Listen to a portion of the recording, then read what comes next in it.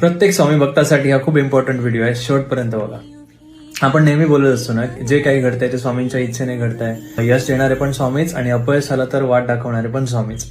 पण इथेच एकच प्रश्न उभा राहतो, जर अपयश आल्यानंतर स्वतःला सावरायचं कसं, पुन्हा त्याच ताकदीने कसं उभं राहायचं, पुन्हा नव्याने सुरुवात कशी करायची. इथेच खरा स्वामींचा भक्त ओळखला जातो. कारण हे अपयश सुद्धा एक त्यांच्याच प्लॅनचा एक छोटासा पार्ट आहे. स्वामी तुम्हाला अपयश देत नाहीत, पण ज्यावेळी कोणती तरी डिफिकल्टी किंवा असं कोणतं अपयश तुमच्या समोर येतं त्यावेळी ती तयारी असते काहीतरी मोठं अचीव्ह करण्याची. आणि त्यासाठी आपल्याला स्वामींनी एक सुंदर वरदान दिलेलं आहे आणि त्यालाच आपण म्हणतो तारक मंत्र. आपल्याला प्रत्येकाला स्वामींचा तारक मंत्र माहिती आहे, निश्चिंत हो निर्भय होणारे प्रचंड स्वामीबळ पाठीशी रे.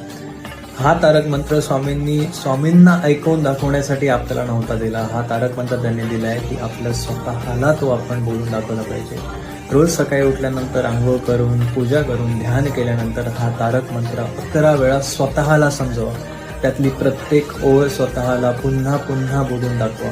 उगाची भीतोसी भय हे पळू दे, वसी अंतरी स्वामी शक्ती कळू दे. जेव्हा भीती आणि निगेटिव्ह विचार मनात घर करून बसलेले असतात त्यावेळी हाच मंत्र आपल्याला आठवण करून देतो की स्वामी समर्थ नावाची एक शक्ती तुमच्या पाठीशी उभी असताना अशा निगेटिव्ह आणि भीतीदायक विचारांना मनात स्थान नाही.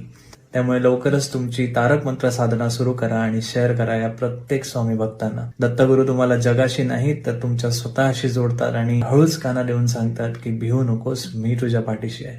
श्री स्वामी समर्थ.